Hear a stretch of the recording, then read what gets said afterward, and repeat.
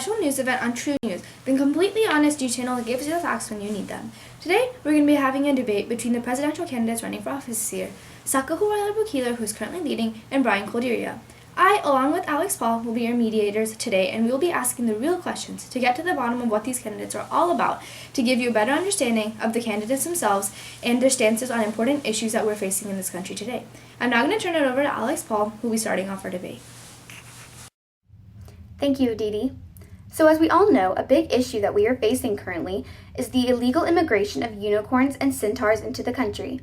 They are leaking in through the borders and settling here with no proper legal documentation. They are taking up our jobs, but they are also taking jobs that no one would desire, such as working in the wand-making factories that we know are a harsh environment, essentially helping the economy by producing more goods. Knowing this, how do you think we should be handling these illegal aliens? Mr. Caldeira, what do you think? I think the answer is simple. We should grant them amnesty and allow them the chance to gain legal documentation upon proper examinations of their possessions and records. We are a democracy, and no one should be condemned for wanting a better life. There's really no other way to go about this. Thank you, Mr. Caldeira. Now, Ms. Buckler, what do you think about this? This is just from the waist up, right? Yeah. Okay. Well, I think Brian's idea is stupid. Everyone knows he was an immigrant himself, and he just feels bad for these kind of creatures. He also has that stupid hair going on. What I think is that each and every unicorn and centaur should have to take a rigorous test, much like the one that you need to take to become a citizen. After that, each of them immigrants is going to have to put in a microchip that the government's going to give them. And this will make sure we can monitor if they're doing anything suspicious around here. They'll also wait about 6 months, and then they'll be able to obtain their unicorn or centaur settlement visa. Interesting views. Now, for the next question, Aditi? Our country has a real issue of obesity that has gone relatively unchecked for a while now. It's about time to fix this problem. What are your views on this topic? Mr. Caldeira, you can go first. I agree that this is a very pressing issue and that it should probably be addressed now. I would propose that all fast food items above 300 calories, specifically bulky burgers, be taken out of restaurants. By keeping the calorie content low, we can effectively and indirectly control people's caloric intakes in a day, thereby reducing the potential weight gain. We can also regulate the amount of food bought at restaurants that offer healthier options in general. Ms. Buckler, what are your thoughts? Well, I happen to think Brian is hopelessly wrong.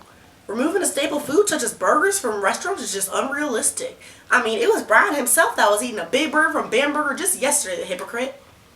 My idea is that we should place people that are overweight into a quarantine zone. If we continue to have these large people amongst our population, more people will look at them and crave food. If more people crave food, they're going to buy food, and then there's going to be more trash, and we will all die. Therefore, by placing those people into a quarantine zone, the government can essentially starve them until they start to lose weight. I know for a fact people agree with my view because it's been trending on that there Twitter or whatever it's called. So, if so many people believe in my view, why should the rest of the general public? All right then. Now I would like to focus on educating our fairies and mermaids on how to get jobs in the fairy tale world. Most of them feel that they are being cheated of a proper education due to the shortcomings of the education system. How would you solve this issue if you were president? Ms. Buckler, you may have the first response. Well, I believe educating these creatures would actually be bad for our nation. They'll take over our jobs, leaving us poor and unemployed. This will happen when fairy tale world falls apart due to the overemployment of fairies and mermaids. They'll take our jobs and even move into our houses in the real world. We will no longer have human privilege, and I believe that is simply unacceptable. Education is a really important part in the journey of obtaining a job, which is why I propose that we should take the time to redesign our present curriculum to figure out what learning style each species of fairy tale creature is most comfortable learning. By testing these creatures, classes will be sculpted to fit their set learning style perfectly, to better their learning experience and build their confidence for future jobs.